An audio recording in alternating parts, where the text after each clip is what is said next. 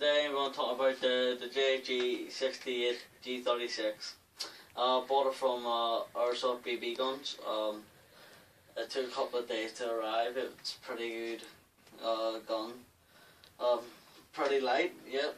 Has a fold-in stock. It's got a double-sided safety, automatic and semi-automatic. The mag holds about, the mag's pretty good, it holds about 400 in a round. Okay, so to set that there.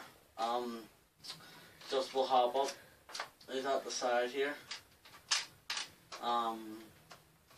Overall it's a really good gun, and here, when you're looking to reload, put the battery in, you pop the pin out at the bottom,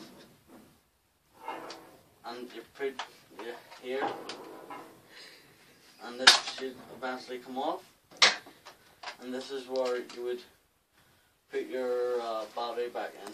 Yep, and just put that there. It's got good accuracy.